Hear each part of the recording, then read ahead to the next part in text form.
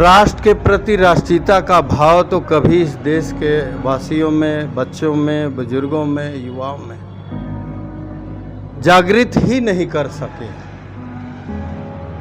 क्या दुर्भाग्य नहीं कि देश आज़ादी के बाद से हम लोग बचपन से औरंगजेब के पूर्वजों का, हुमायूं के पूर्वजों का, बाबर के पूर्वजों का इतिहास पढ़ते आए, लेकिन कितने ही बलिदानियों ने इस देश को स्वतंत्रता दिलाने के लिए बलिदान दिए।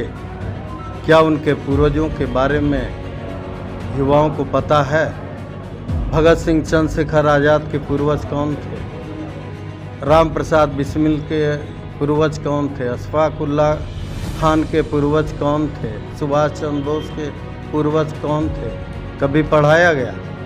ये एक वर्ष में हमारे प्रधानमंत्री जी के नेतृत्व में अभी तो बहुत से ऐसे बलिदानियों ने इस देश को स्वतंत्रता दिलाने में, जिन्होंने अपना सब कुछ प्राण से लेकर सब कुछ अर्पण कर दिया, अभी तो उनको सामने आना बाकी है। और हम लोग जानते हैं कि इस एक वर्ष में ऐसे बलिदानियों को भी हम लोग समाज के सामने लाएंगे।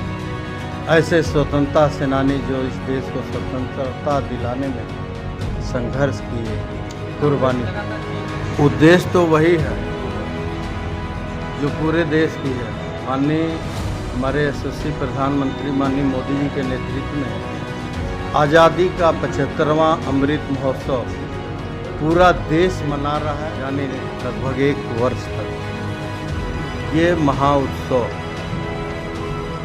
ये कोई जश्न नहीं है। तिरंगे का सम्मान, तिरंगा हमारा स्वाभिमान और तिरंगा हमारा मान। ये हमारे यशस्वी प्रधानमंत्री जी ने तय किया है।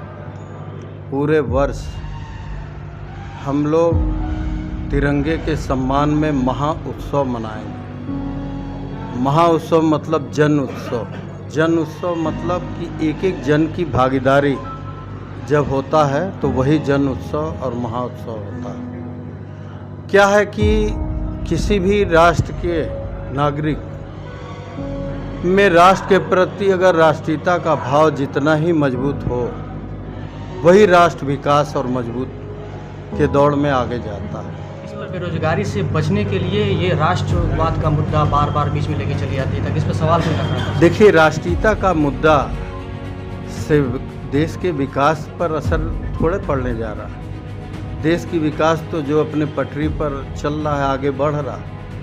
और आज दावे के साथ हम लोग कह सकते हैं कि 8 वर्ष पहले जो देश बड़े बड़े भ्रष्टाचार घोटाले की मार से अपाहिज विकलांग पड़ा हुआ था, आज मात्र 8 वर्षों में विश्व गुरु बनने की दौड़ में आज आगे बढ़ रहा है। और ये तिरंगे का सम्मान एक संकल्प के साथ शुरुआत किया गया है। तिरंगे का सम्मान तो पहले भी होता था, लेकिन इस तिरंगे के सम्मान के साथ जब एक एक जन को बोध हो जाए कि स्वतंत्र धरती पर ये स्वतंत्र सांसें जो हमें मिला है, बहुत से कुर्बानियों के बाद मिला है, तो वो राष्ट्र की भाव उनमें पनपता है और देश मजबूत होता है।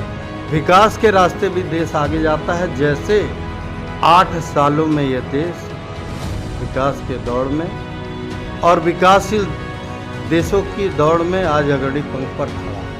कि सोच मानसिकता ही संकीर्ण हो, वो समाज को आगे ले जाने का कार्य कहाँ कर पाए। देखिए, सबका साथ सबका विकास का नारा जो हमारे प्रधानमंत्री जी ने दिया है, क्या इस तिरंगे के जो हम महाउत्सव मना रहे हैं, इसमें कहीं कोई जाति, कोई धर्म का भेदभाव है?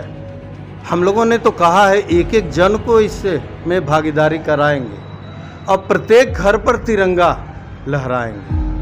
उसमें हर समाज के लोग, हर छोटे बड़े, ऊंच नीच, छुआछूत, अगड़े पिछड़े, धर्म, कोई भेदभाव। ठीक उसी तरह जिस तरह इस देश को आगे ले जाने में माननीय मोदी जी ने अपनी योजनाओं में न तो जातिगत आधार, न तो कोई धर्म का आधार, सबका साथ सबका विकास को लेकर चले, उसी तरह हम ये महोत्सव मना रहे हैं। धन्यवाद।